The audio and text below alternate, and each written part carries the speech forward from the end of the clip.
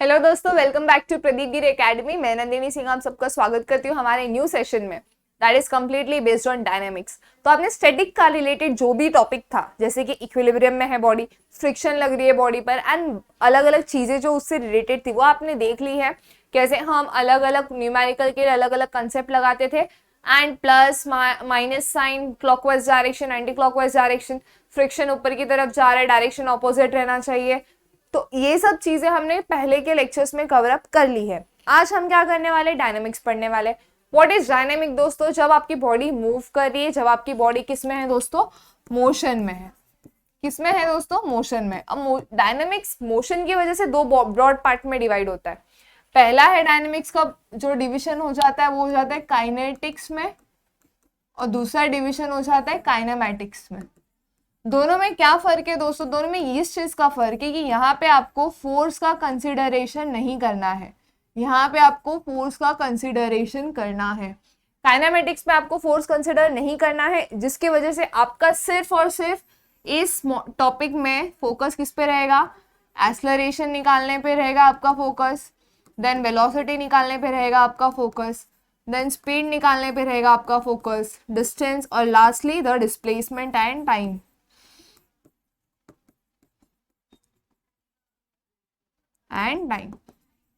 तो ये सारी चीजें निकालने पे आपका फोकस रहने वाला है दोस्तों, क्योंकि यहाँ पे हम नहीं कंसिडर करने वाले हैं कि कौन सा फोर्स लग रहा है, किस डायरेक्शन में लग रहा है, नथिंग। इस क्वेश्चन में सिर्फ आपको डिस्टेंस, स्पीड, वेलोसिटी, हाइट, ये सारे टर्म्स ही आने वाले बस, और उससे ज्यादा कुछ नहीं। तो उसके पहले हम चेक कर लेते हैं कि हम आज जो टॉपिक पढ़ने वाले हैं उसका नाम है काइनेमैटिक्स, और काइनेमैटिक्स में कितने टाइप ऑफ मोशन होते हैं। तो सबसे पहले मैं यहां लिख रही हूं आप सबका फेवरेट रेक्टिलिनियर मोशन, या फिर ट्रांसलेशनल मोशन बोलो दोस्तों। इसमें क्या होता है दोस्तों? ये मोशन माने जो भी बॉडी है वो स्ट्रेट लाइन में जा रही है, ठीक है। Next is curvilinear. क्या दोस्तों? Curvilinear motion. मतलब इसमें क्या होगा हमारा बॉडी, बताओ, ये बॉडी एक कर्व बना के जा रही होगी, not in a straight line. ये कैसे जा रही होगी दोस्तों? कर्व बना के, राइट। ये सारी चीजें आपने पढ़ी है। देन और कितने मोशन होते हैं दोस्तों? और होते हैं जैसे कि हमारा प्रोजेक्टाइल मोशन है ना,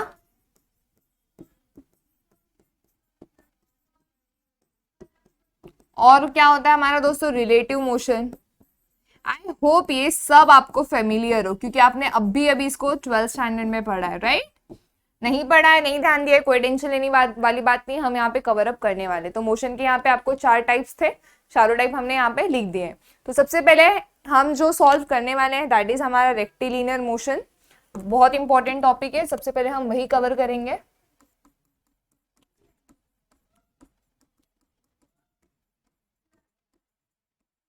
रेक्टिलिनियर मोशन दोस्तों, ओके। रेक्टिलिनियर मोशन में सबसे पहले हमें जानना होगा what is rectilinear motion. Rectilinear motion is nothing but a motion of any body in a straight line. एक स्ट्रेट लाइन में मोशन हो रहा है, उस बॉडी को क्या बोला जाता है? Body is in rectilinear motion. अब वो स्ट्रेट लाइन या तो वो जमीन पे, वो बॉडी या तो जमीन पे ऐसे स्ट्रेट ट्रैवल कर रही हो, जैसे मैं कार कंसिडर कर लेती हूँ, राइट। एक कार कंसिडर कर लेते हैं हम लोग यहाँ पे, फिर ये स्ट्रेट है। फिर दूसरा कंसिडर करते हैं, अगर हमारे पास ट्री है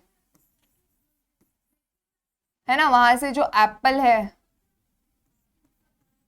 वो नीचे की तरफ गिर रहा है, राइट। ये हमारा एक स्ट्रेट मोशन हो गया, ये हो गया हमारा हॉरिजॉन्टल मोशन, ये हो गया हमारा वर्टिकल मोशन, ठीक है। अब मोशन मतलब क्या होता है दोस्तों? अगर हमारे बॉडी का जो पोजीशन है उसमें कुछ चेंज दिखता है हमें, है ना, तो यानी कि मोशन होना, यानी कि बॉडी के पोजीशन में कुछ चेंज होना, यानी कि मोशन होना। Change in the position of the body is nothing but हमारा मोशन।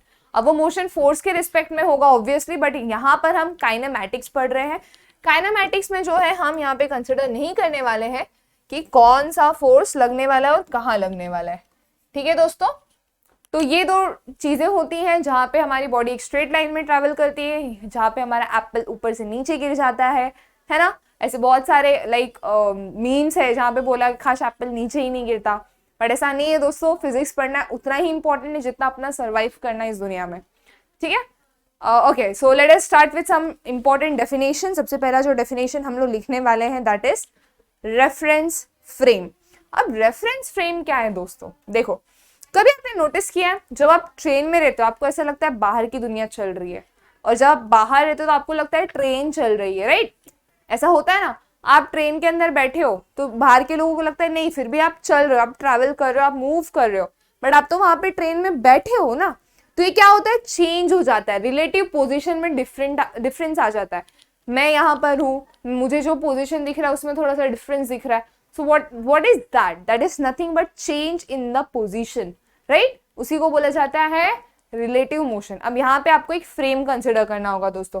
फ्रेम इसलिए कंसिडर करना रहता है ताकि हमें पता रहे कि हमारा जो मोशन है वो कौन से प्लेन में हो रहा है, कौन से फेज में हो रहा है, ठीक है। वो फ्रेम कंसिडर करना बहुत जरूरी होता है। उसका ज्यादा कुछ ब्रॉड क्लासिफिकेशन नहीं है, बस इतना है कि मैंने आपको ये कन्वे कर दिया कि रेफरेंस फ्रेम क्या होता है। Reference frame is nothing but the frame जहां पे मोशन हो रहा है, जहां से हम देख रहे हैं, ठीक है, जहां जिस पॉइंट से आप उसको ऑब्जर्व कर रहे हो, दैट इज नथिंग बट हमारा रेफरेंस फ्रेम। ओके, और ये रेफरेंस फ्रेम से हम बाकी सारी चीजें एनालाइज करने वाले हैं।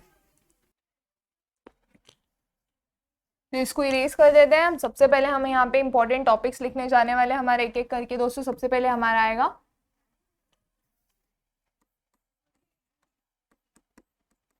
पोजीशन। पोजीशन क्या होता है दोस्तों, द ओरिजिनल पॉइंट और place.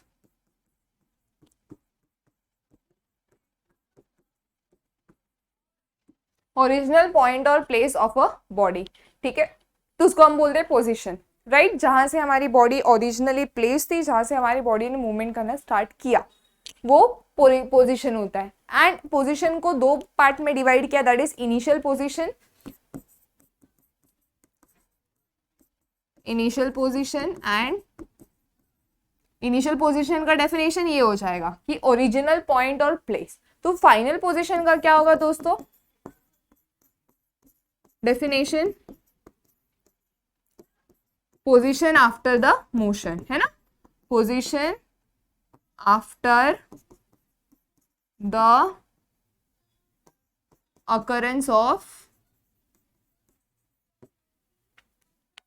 motion।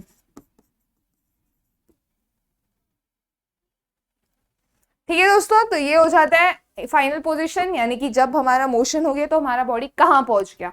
And initial position, जब हमारा मोशन होने से हमारा बॉडी किधर था, मोशन होने से पहले हमारा बॉडी किधर था, that is initial position. Okay, so this are the two important definitions of position. अब इनिशियल पोजीशन अगर मैं मान लूं कि हमारा बॉडी सबसे पहले पॉइंट ओ पे था, फिर वो मोशन हो गया पॉइंट ए पे चला गया, है ना, यहां से इसका मोशन हुआ, ये यहां तक चला गया, ऐसे मैं मान लेती हूँ। तो यहाँ पे ओ से लेकर ए तक जितनी लंबाई है ना, ओ से लेकर ए तक जितनी लंबाई है उसको बोला जाता है डिस्टेंस। डिस्टेंस क्या है दोस्तों, ये जो लेंथ है, लेंथ ऑफ ओ ए, ये क्या है दोस्तों, डिस्टेंस। एंड डिस्टेंस को डिफाइन कैसे किया जाता है, the total length covered by body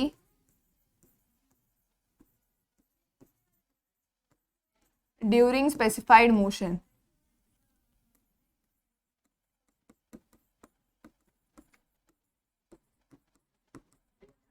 तो ये उसका डेफिनेशन हो जाएगा, the total length covered by body during specified motion, ठीक है। अभी मैंने बोला कि ओ से लेकर ए तक पहुंचने के लिए 4 घंटा लगा, ये मेरा टोटल मोशन हो गया। मैंने बोला तो 3 घंटे में कहां तक पहुंचे थे भाई, तो 3 घंटे में मान लेते हम यहां तक पहुंचे थे भाई, राइट? 3 घंटे में हम बी तक पहुंचे थे, तो इसके लिए यहाँ पे लिखा मैंने स्पेसिफाइड मोशन।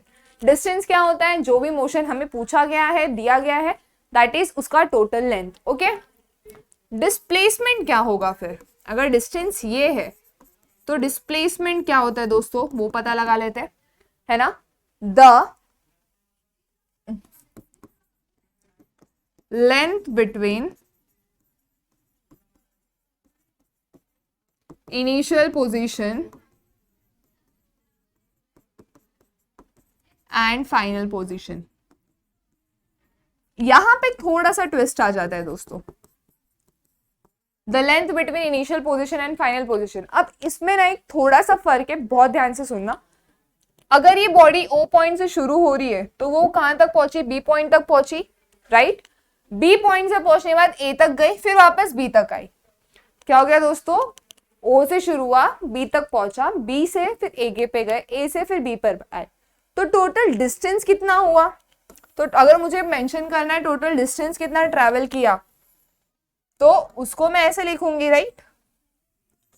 ओ से पहले बी तक गए, फिर बी से ए तक गए, फिर ए से वापस बी तक आए, तो ये मेरा टोटल लेंथ हो गया, ठीक है। टोटल लेंथ जो मैंने ट्रैवलिंग का बोला, तो ये मेरा डिस्टेंस हो गया उस हिसाब से। बट डिस्प्लेसमेंट क्या होगा दोस्तों, डिस्प्लेसमेंट शुरुआत और एंड, वो पोजीशन को ही सिर्फ देखता है। शुरुआत कहां से किया आपने, शुरुआत की आपने ओ से, और खत्म कहां किया आपने, वापस आप बी तक आ गए, है ना। तो यहाँ पे सिर्फ डिस्प्लेसमेंट क्या होगा दोस्तों आपका, उस हिसाब से आपने शुरुआत कहां से की, ओ से, खत्म कहां पे किया, बी से, बस ओ से बी तक जितना डिस्टेंस है, जितना लेंथ है, वही आपका डिस्प्लेसमेंट होगा। बस ये फर्क आपको याद रखना है। डिस्टेंस क्या होता है, पूरा आपको कंसिडर करना पड़ता है, ओ से बी, बी से ए, बी से ए, फिर ए से बी वापस। लेकिन डिस्प्लेसमेंट क्या होता है, आपका इनिशियल पोजीशन, शुरुआत कहां से की, ओ से, खत्म कहां किया, बी पे, बस उतना ही जो लेंथ होता है वो आपका डिस्प्लेसमेंट हो जाता है। एंड आपको डिस्प्लेसमेंट या डिस्टेंस कवर करने के लिए जो भी टाइम लगा है, time is nothing but the amount of time needed, है ना। Time is nothing but the amount of time needed. I know funny है, but I just want to explain you very casually. मैं आपको एकदम formal explanation से better हम इसको casual way में अपनी तरह समझ के लेकर अपना फ्रेंड बना ले। जब आप पढ़ाई को अपना फ्रेंड बना लोगे तो आपको परेशान कभी नहीं करेगा। ऑब्वियसली बेस्ट फ्रेंड्स परेशान करते हैं, बट फ्रेंड्स नहीं करते। The amount of time needed to cover those distance, वो जो लेंथ है उनको कवर अप करने के लिए जितना टाइम लगता है उसको हम टाइम में कंसिडर किया करते हैं, ठीक है दोस्तों। तो आपको I hope position, displacement and distance and time ये क्लियर हो गया, ठीक है। This are very important topic. Now coming to our new topic, that is velocity. क्या दोस्तों, वेलोसिटी। सबसे पहले हम स्पीड जान लेते हैं। स्पीड तो आप सबको पता है, what is speed. Speed is nothing but represented by S, distance upon time, मतलब जितना डिस्टेंस लगा डिवाइडेड बाय टाइम। यूनिट क्या हो जाएगा दोस्तों, डिस्टेंस का यूनिट क्या है, किलोमीटर, टाइम का यूनिट क्या है, आर। एक इस तरह भी दिया जाता है। दूसरा यूनिट क्या रहता है, मीटर बाय सेकेंड। तीसरा क्या है, सेंटीमीटर बाय सेकेंड रहता है। बट हम मोस्टली किस में कन्वर्ट, किस में प्रीफर करते हैं स्पीड का यूनिट, मीटर बाय सेकेंड में, ओके। तो ये डिस्टेंस का फॉर्मूला हो गया, स्पीड का फॉर्मूला हो गया distance upon time. Now velocity क्या होगा दोस्तों, वेलोसिटी का formula, velocity is displacement upon time. क्या हो जाएगा दोस्तों, डिस्प्लेसमेंट अपॉन टाइम, यानी कि initial position x I minus final position minus initial position divided by time. तो आपका जो भी फाइनल पोजीशन रहेगा minus initial position divided by time, that is change in distance divide by change in time taken, okay. I hope आपको ये clear हो गया हो दोस्तों। चेंज इन पोजीशन, और ये पोजीशन कवर करने के लिए कितना टाइम लगा, that is change in time. Again ये भी वही होगा, ठीक है। So this is nothing but आपका वेलोसिटी। वेलोसिटी होने के बाद आपका एक्सेलरेशन, एक्सेलरेशन क्या हो जाएगा दोस्तों, फिर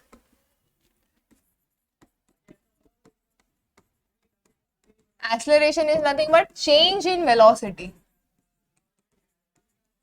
divided by time. Now what is change in velocity दोस्तों, initial velocity? No. Final velocity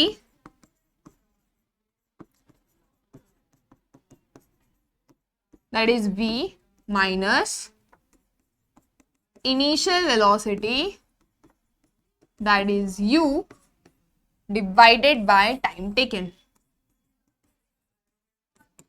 okay दोस्तों, तो ये आपका एक्सेलरेशन का फॉर्मूला हो जाएगा, final velocity minus initial velocity divided by time taken.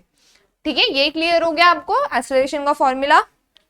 तो ये फॉर्मूले होने के बाद आपको बस 3 इक्वेशन याद रखने दोस्तों। कितने? सिर्फ 3 इक्वेशन, ध्यान देना। सबसे पहला इक्वेशन है v equal to U plus A T. v क्या है दोस्तों? आपका initial velocity, u is final, sorry v is final, u is initial acceleration time. Second is s equal to ut plus half at square, and third is v square equal to u square plus 2as। ठीक है, सिर्फ ये 3 फॉर्मूले याद रखने दोस्तों आपको, आपका ये वाला पार्ट एकदम इजीली सॉल्व हो जाएगा। v क्या है आपका? Final velocity. u क्या है आपका? Initial velocity. t क्या है दोस्तों आपका? Time taken. s क्या है आपका दोस्तों? Distance covered. डिस्टेंस बोलो, डिस्प्लेसमेंट बोलो, everything is okay. And a is your acceleration. ठीक है, कभी कभी अगर ये चीज जो है, ये फॉर्मूले जो है आपको वर्टिकल मोशन में अप्लाई करने रहेंगे तो आपका a हो जाएगा g इन वर्टिकल मोशन। ठीक है, और ये नोट साइन कन्वेंशन ध्यान देना दोस्तों, note sign convention.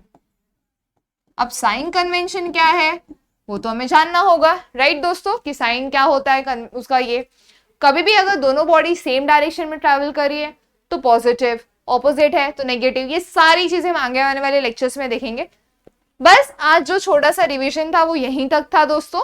I hope आपकी मेमोरीज ताजा हो गई हो। एंड इसी के साथ हम आगे आने वाले लेक्चर्स में 2-3 सम्स लेंगे, फिर कर्विलिनियर मोशन के प्रॉब्लम्स लेंगे, एंड इस तरह आपका ये मॉड्यूल भी आराम से क्लियर हो जाएगा दोस्तों। बहुत इजी मॉड्यूल है, बहुत स्कोरिंग मॉड्यूल है, प्लीज प्लीज कॉन्सेंट्रेट कीजिए। ठीक है, till then good bye, take care, keep learning and keep growing. ये सबका डेफिनेशन अच्छे से लिख लेना। ठीक है, फॉर्मूला बुक में भी आप मेंशन कर लेना, आपके लिए बेटर रहेगा। Good bye, take care.